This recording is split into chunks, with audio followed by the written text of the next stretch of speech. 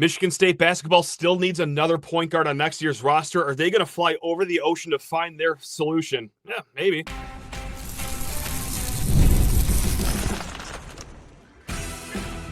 You are Locked On Spartans, your daily podcast on the Michigan State Spartans, part of the Locked On Podcast Network, your team every day.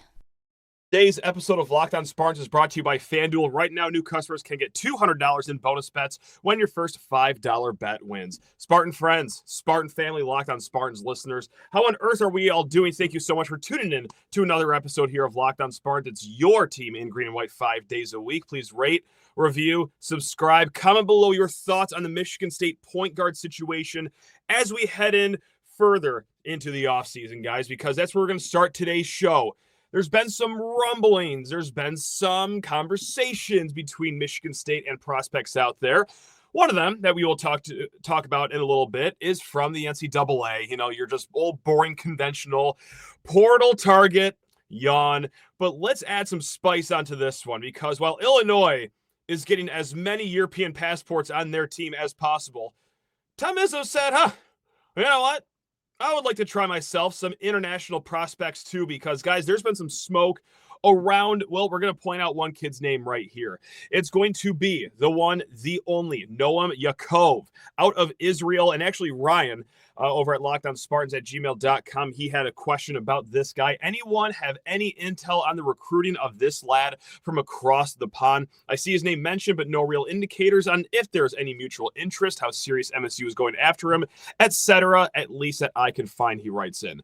But this kid's tape looks outstanding. So there's been a few outlets out there that have already talked about Noam Yaacov, again, from Israel. He was born in Denmark, but he plays in a pretty tough league over there. Let's just give you the skinny on this kid right now because, well, like there's no real, white smoke billowing from this Israeli arena that he plays in that he will be the next Michigan State guard here.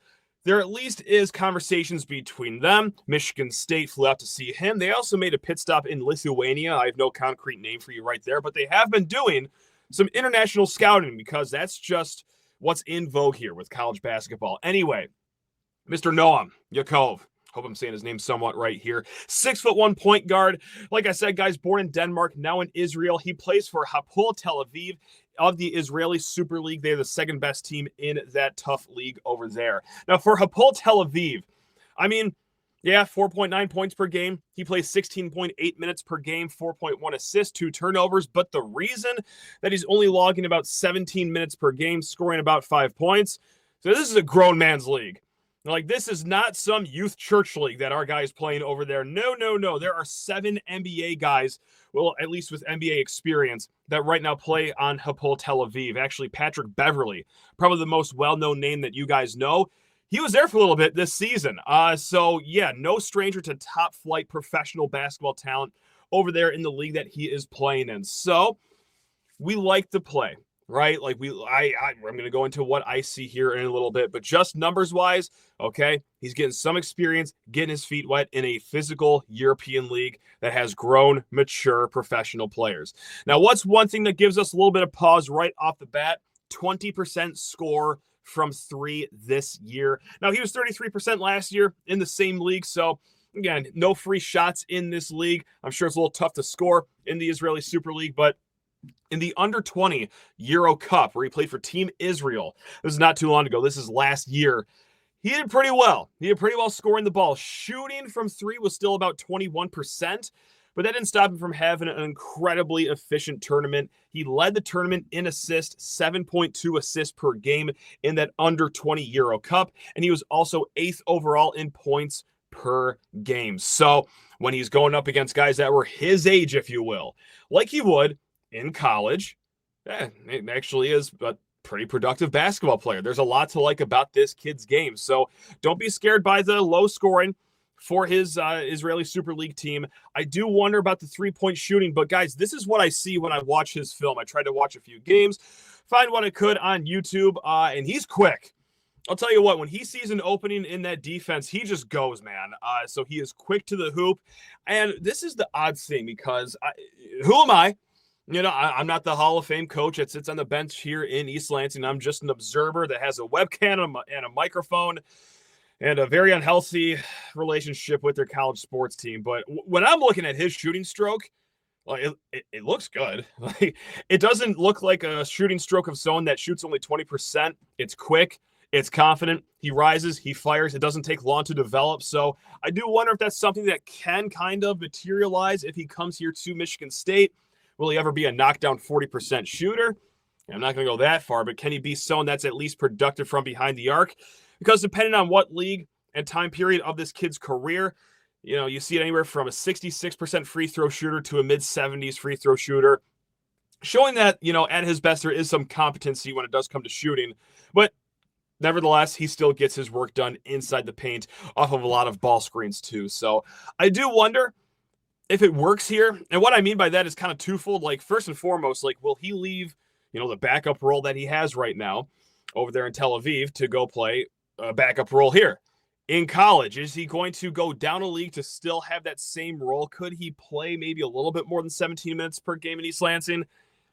I'm sure they could try to figure out a way, but right now it's pretty clear that it's Jeremy Fears as the starting guard. So I do wonder, just from a sales perspective, hey, this is the role we have for you here in East Lansing. I do wonder if that'll work. And the other fold of this twofold question of how will it work is, like, you got Jeremy Fears. Like, okay, he's quick inside the lane. Okay, he offers you the intangibles of leadership and all that things. The only real knock against his game right now, it's still a work in progress, is that he's not a great three-point shooter. Is this just Jeremy Fears with a European passport?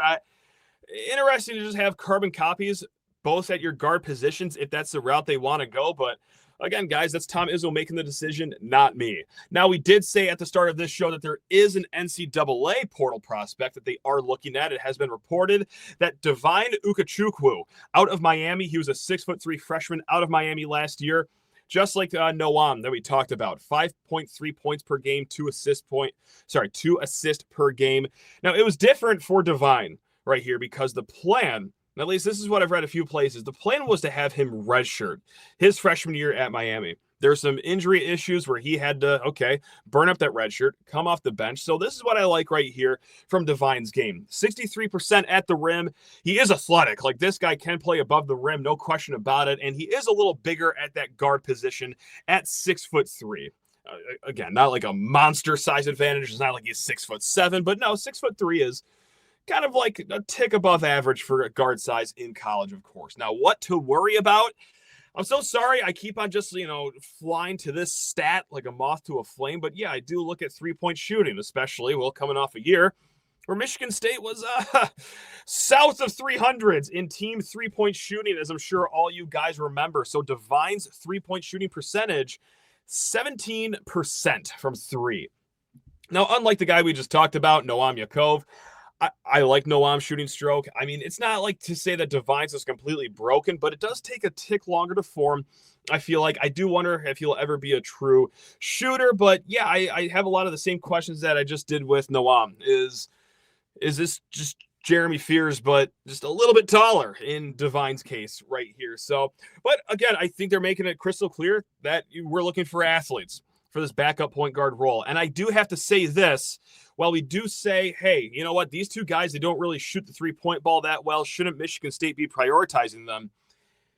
It is not lost with me that when you are going out specifically looking for a backup guard, and I'm sure that they are being transparent with these kids, and I'm sure these kids aren't idiots. I'm sure they know what role they're being recruited to. You're not going to find a lot of 10 out of 10s out there. Now, there's going to be a flaw with each kid that you're going after to say, hey, can you come here and not start at guard? Whoa, hold your horses here. You're going to be a backup here for at least 1 year. You got to probably settle with the flaw that these kids have. You already had a three-point shooting with Trey Fort out of Sanford. Caleb Glenn, he could shoot the three-point ball too. And after him, you got Fears, whose shot is a work in progress. Kurt Tang, we don't know a ton about him, but there's some confidence that he can have a good shot. Cohen Carr's working on his shot. Jackson Collier, you can see, be hot and cold with his shot. Is that enough three-point shooting? I sure hope so, but they are telling you that, hey, this is the kind of backup guard that we are looking for. We're going to deal with athleticism above anything else right now. If he had to pick one strength against a weakness, we're going to err on the side of athleticism right now. Guys, we're going to talk about basketball for a little bit longer, including what Michigan State football opponent got better this offseason. That's right, we're going to take a peek around the Big Ten. But first, need to talk everyone's ears off about FanDuel, America's #1 sportsbook. And if you listened to the show before the weekend, it pays to listen. Sovereignty. That's right. Got paid out rapidly with FanDuel because it's not just their sportsbook, but their racing app too, guys. Oh, man, if you want to get on some pony action, go ahead over with FanDuel. But, guys, even basketball too. You guys already know this by now, but if you don't, let me just refresh your memory. Before tip-off and live, it is the best place to get in on all the action with player props, performance trends, same-game parlays. Fans have more ways than ever to play smart and win big. And, guys, how could a $200 in bonus bets add to your excitement for the NBA playoffs? Well, go ahead and try. If you're a new customer, your first $5 bet, if that wins, that is $200 in bonus bets, guys. New to FanDuel, guys, I'll say it again. It's the perfect time to sign up. Head to FanDuel.com and place your first $5 bet. If it wins, you will get $200 in bonus bets. Make every moment more with FanDuel, an official sports betting partner of the NBA. Now, there was a little bit of news that broke right before the weekend here about basketball, and it's going to add to the schedule here. We already talked about the Big Ten opponents last week if you want to go back to that show. But yes, Michigan State, no strangers to a tough non-conference. They already got North Carolina. They're already going to have Kentucky in the Champions Classic. And now Duke, but not just Duke, not just anywhere. Duke's doing a true road non-conference game right here in East Lansing. What? God, I hope this one goes better than the last one where Foster the Lawyer was turned into a skateboard. That was one of the saddest moments of my entire life, watching that from the 200 level above the banners in Breslin Center. I hope this game's competitive for a little longer than that one. What year was that? 2020? No, 2019 it was. Fun times. Anyway, so this has to do with the return game because they agreed to do the Champions Classic down there at Duke. So as repaying the favor, yes, against all odds, I thought this would actually never materialize. But Duke is coming up to Breslin Center this upcoming fall. Now, there isn't a hard date scheduled yet. We don't know if it'll be November, December, what have you. But that'll be a very exciting game. And I do got to add this too. I mean, not just to only talk about the bad times that Duke and Michigan State have met. That 2020 game, when they played in front of no one down at Cameron Indoor, it was the Rocket Watts game where he dropped 20 on them and won that Champions Classic. Great times. Anyway, Duke's going to be a fascinating team this year because they've lost a lot. I mean, not to do a full game preview for this one, but let's just talk about it because they'll have no Cooper Flagg, no Con Knippel, no Kaman Malbach. And that is 43 points of production lost. Like those three guys, great, outstanding years for Duke. They're off to the draft. So now there's only one guy returning to the Blue Devils who scored double digits per game, and he didn't even do it at Duke. It's Cedric Coward. That's an unfortunate last name, but this kid can ball out. He averaged 17.7 points per game at Washington State in just 6 games for the Cougars, though. His season was shut down early in November with a shoulder injury, but that's still a very highly sought-after transfer that the Blue Devils have landed. And this is going to be a surprise to no one. Yeah, they got some 5-stars coming to campus next season. So it's the Boozer twins. Cameron Boozer, 6'9". He's the number 3 ranked player in the country. And then his twin brother, Caden, just 6'4", but of course he could ball out. He's in the top 25. And then also Nicholas Kamenia. He's a top 20 kid, too, also plays power forward. So there is going to be a lot of question marks about this Duke team. Of course, they're going to have talent. It's never going to be a question, but just how talented? Will they only be top 15 good? Will they be top 10 good? Can they work their way into the top 3 just like they were for the bulk of all of last season? Who knows, but it will be very fascinating to see this young, up-and-coming Duke team playing the hostile atmosphere that is Breslin Center. So certainly excited for that one. Hopefully we get the date soon, but hey, if not, just know that it will be played here. Now we're going to go talk about some football here really quick. Actually, not really quick, probably the end of the show, I should say. But guys, the 24/7 Sports, the transfer portal team rankings. We're not just going to talk about Michigan State, which is something we have talked about ad nauseum. If you want more transfer portal talk just for our Spartans, go listen to just about literally any other show. We talked about it a lot yesterday with Brian Smith, host of The Portal, part of the Locked On Podcast Network, if you missed that show. But just to give a quick skinny on Michigan State, 24/7 Sports, they have Michigan State as the 26th best transfer portal class. That is after 20 newcomers and 2 of them being 4-star transfers. Connor Moore, the offensive lineman out of Montana State, and then Joshua Eaton, cornerback out of Texas State. So, you know what? I was wondering, well, what opponents got better out of the portal? Opponents for Michigan State, that is, of course. And we went to the 24/7 Sports rankings. And Nebraska, they have the number 13 ranked transfer portal class in the nation. That will be the top-ranked team that Michigan State will face. So the Cornhuskers, let's just learn about them really quick, because the other team that also got really good, these games are back-to-back. It's USC. I'll spoil it for you right now. But Nebraska, they added 17 players. 6 of those 17 players are 4-stars. Now, where specifically did they get better? They wanted more weapons. For Patrick Mahomes 2.0, a.k.a. Dominic Raiola, entering his sophomore year, they got Neziah Hunter, wide receiver out of Cal, and also Dane Key, wide receiver out of Kentucky. Now, Neziah Hunter, 6'2", Dane Key, 6'3", 6'4", depending on what program you look at. But those were 2 4-star receivers. They bolstered size to give Raiola more size with the targets. Also, guys, where did they get a little better? Of their 4-stars, Rocco Spindler, guy that started at Notre Dame, heard they had a solid season last year, so yeah, anytime you could add a starter from a national runner-up, you go ahead and take that. And then Elijah Pritchett, too, guy that played at Alabama. 2 4-star guys on that offensive line, so they're going to help their pass protection, their run game. Wasn't the greatest run game for Nebraska last year. They also weren't outstanding at protecting the quarterback. They were in the bottom third of the Big Ten in both of those. So they saw that and said, yeah, just like every other team in the nation, we want to get better in the trenches. They actually went ahead and did it, though. So Nebraska going to be a really strong team coming up. If you want to just go ahead and peek at games that are, how many months would this be? Yeah, about 5 months into the future. What better time to start worrying about future Michigan State opponents than right now, right here at Locked On Spartans. So like we said, Nebraska, they were the number 13 portal class in the nation. USC, the number 18 portal class in the nation. That's the second best team that Michigan State will face, at least out of the portal. Now the Trojans, big season coming up for Lincoln Riley. I mean, I think this portal class that they had truly reflected a lot of the criticisms that a lot of people had last year. And that criticism I'm talking about is, look at those fancy, shiny, finesse West Coast kids. They got no idea what they're going to face here in the Big Ten, where we play man football. We bleed on the field. We just use brute strength and run the ball. And yeah, that actually kind of did pop USC in the wrong way last year. So the Trojans added 16 guys. 5 of those guys are 4-stars. And of the 5 4-stars that they got, 2 of them are 4-star offensive linemen. 2 of them are 4-star defensive linemen out of the portal. Guys, last year, their defense, they let other teams run at 4.5 yards per game. That was amongst the worst in the Big Ten. The physicality did not go from Pac-12 football to Big Ten football smoothly. So, like I said, they've already bolstered up their defensive line. They added a guy by the name of Jamal Jarrett, former 4-star player. He played sparingly at Georgia. I don't even think he got 100 snaps at Georgia last year, but they also recruit really good players down at Georgia, and there might be a little bit of a logjam in the trenches, as there usually is over there in Athens. So they're taking the scraps of Athens, but that's still probably good enough to hold up here in Big Ten football. Their other guy that they got, Keyshawn Silver, starter for every game pretty much at Kentucky. So that is a defensive lineman with not just starting experience, but starting in the SEC experience. So that's not too shabby for USC. Others of note, I had 2 highlighted here that I just want to talk about really quick. UCLA, they're ranked 19th overall. Now, that was largely predicated on the fact that they have 27 new players coming in.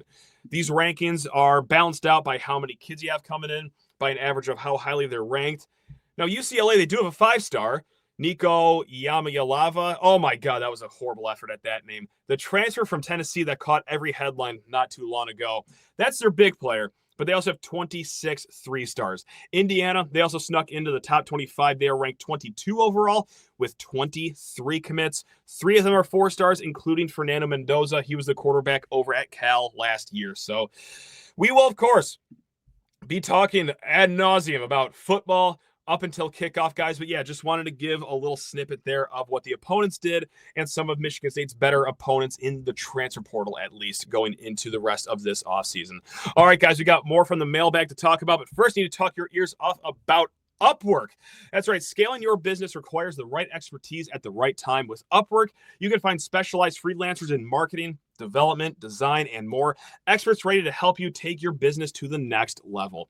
Upwork gives businesses flexibility by connecting them with top freelance talent across multiple industries, including IT, AI, web development, and marketing. So whether you need extra hands for a project or a long-term partner, Upwork makes hiring simple and affordable. Find the right talent super quick, guys. We can connect you over at Upwork with a freelance expert who has delivered incredible results. Posting a job is free and simple. That's my favorite part. And within a day, multiple qualified candidates will hit your inbox. Visit Upwork.com right now and post your job for free. That's UPWORK.com, Upwork.com, to connect with top talent and grow your business today. All right, swimming more laps in the mailbag. Guys, if you have any questions, lockedonspartans@gmail.com or Sheehan_sports over on Twitter. Matt C., Hall of Fame question asker of this podcast. He writes in, what's the ceiling for MSU football if John Noel Smith can't recruit better? His portal hauls seem to be better than his high school recruiting. We talked so long about this on yesterday's show with Brian Smith, but I'll try to, boil it down and add maybe a few more thoughts here. But let me just first and foremost say my expectation for MSU football recruiting and why I'm starting to get maybe a little nervous about it. Maybe I'm late to the party of being nervous. Maybe you guys think I'm just a Chicken Little and freak out too easily. Or maybe you're just one of the people that are in the middle. Who's to say? Everyone can choose their own adventure on this. But I expect Michigan State, a program of prestige, tradition, resources, also in the Big Ten, one of the two now mega conferences in football, to be around the top 25 for recruiting. I'm not asking for top 10. I'm certainly not asking for top 5. I'm not asking for 5 stars galore here, but I am asking for a little bit more than so far this upcoming summer, just having 3 or 4 scheduled 4-star visitors on campus right now. That was a big conversation point with Brian yesterday. We also had a little meltdown about it last week. But when you're looking to get in the top 25 for high school recruiting, 4 stars are kind of what takes you over that hump there. What do you need in order for those 4 stars to commit? You need them to visit your campus. You need them to visit your school first and foremost. And MSU is in year 2 under Jonathan Smith, struggling to get even that. So we've set the bar, I think, somewhat kind of sort of low. Again, 25th. I would even settle for a 30th ranked class at this point. I just don't see how MSU can get there with just piling it in with a bunch of 3 stars and then 2 4 stars. But hey, we'll see. There's a long wait until even National Signing Day, let alone the end of official visit season. So what is the ceiling if it can't get better? If it's always going to hum around the 40s? I mean, at best, the ceiling, 8-4, I suppose. I mean, I know that us Michigan State fans, we are no strangers to diamond in the rough recruiting. D'Antonio did it, and he did it to a T during that heyday of the Rose Bowl, the Cotton Bowls. That was a lot of fun. But we also saw it kind of go off the rails late, didn't we? That was always not the case. It's very hard to sustain, deep 20, high in the 30s recruiting. So if it can't get better, it's not just what it does to the record. Can you get enough talent to push yourself over the edge and get into a college football playoff? History would suggest probably not, especially at a sustainable rate. No, it doesn't always go that well. You don't always find your diamonds. I know that this staff really likes some of the 3 stars they got. Guess what other staff can say that? Literally every other one in the country. Every staff loves their board. You need guys that are really good, though, when they get on campus. Now, if you don't get guys that are good on campus, let me get back to my other point here. It's not just the record, but it's what we're seeing right now in the transfer portal. And this is another conversation we've been having over and over again, I think for a good reason, is that, hey, why couldn't Michigan State just go out and spend big for a rush edge guy? What's going on here? Why couldn't they just go ahead and get a splash cornerback or a safety out of the portal? It's because Jonathan Smith had to cast a wide net because there was a lot of depth issues at a lot of positions where they couldn't put a ton of resources in just 1 or 2 positions. They had to redo the wide receiver room while also paying Nick Marsh. They had to redo the offensive line. They had to redo the rush edge position. They had to redo the whole secondary. So recruiting has to get better to add depth to those positions so you can go into offseason saying, hey, our top priority is linebackers, for example, and then probably wide receiver. And then our secondary can be the defensive line, or hopefully you get what I'm saying, is that you want your depth to get to a point where you can really hone in on 1-2 position groups heavily while also just making it secondary or tertiary right after those position groups. Because Michigan State, for the second offseason in a row, wide net that they have to spread a lot of resources around, and that's why you're not getting your splash, highly rated 4-star rush edge guys, or, hey, a receiver that's, going to be the Batman to Nick Marsh's Batman. Although I do really think highly of Amari Kelly. But, hey, that's just my thought, not the recruiting rankings. So that's it. The ceiling's going to be like 8-4 if we're always going to be in the 30s, for example, and every offseason is going to be spent trying to bolster as much depth as humanly possible and never really being able to go all in at one position. That's the way I see it, at least. Now, Ryan hit us with a 2-pack of questions. Question number 1. Is there another K9 type of blow-up season we can hope for anyone on this team? No, I'm just going to go right there and just cut to the chase. No, I don't think anyone's going to be flirting with the Heisman here amongst the guys that were either already on this team or guys, especially guys that were added on this team. I've said that I like Amari Kelly. He was all conference down at Middle Tennessee State. What K9 did, generational. I'm going to feel very confident in saying that no one's going to have a generational type of year. Please prove me wrong. Go ahead and do it, guys. I know the team listens to this podcast every single day, so go ahead and prove me wrong. But no, I don't see it. This question also from Ryan. What's an underrated recruit, target, or commit that is going to produce in their expected time in East Lansing? Now, I'm going to go 2 ways here. I'm going to go with the guy for the 2025 class and 2026 class. Now, yesterday, I was asked too, like, hey, what guy in the 2025 class as a freshman could produce? I said Derek Simmons, both because he was a 4-star. Okay, that's a talented kid coming here at East Lansing. And there could be a reason to believe that there will be a position battle at defensive line. That's a position that's not completely 100% bolstered.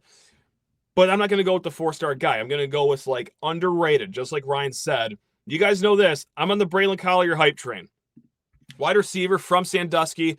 The problem might be that it might be a little log-jammy this year at the wide receiver position, but you know what? Like, if he's as good as I think he is, at least, I think he's really good at high pointing the football. I think he's really quick. Maybe he does carve out a role for himself this year, but if not this year, then maybe next year. But I do like Braylon Collier, 3-star out of Sandusky. Now, 2026, we're only picking from 4 guys right here that are in this class right now, but the lowest ranked guy, according to 24/7 Sports, Joey Caudill from Pennsylvania, I think he's an interesting guy. He gives me like Tyler Hunt vibes. He's a quarterback right now for his high school in Pennsylvania, but he's going to come here as a tight end, just an all-around really good athlete, kind of like Tyler Hunt was when he came here. Started as a punter, eventually became a tight end. So I see that kind of a trajectory for Mr. Caudill. So there we go, guys. All right, hey, thanks a lot, guys, for tuning in, for watching. Again, any questions, lockedonspartans@gmail.com or hit me up, Sheehan_sports on Twitter. Now take care of yourselves. Love you all. Go great.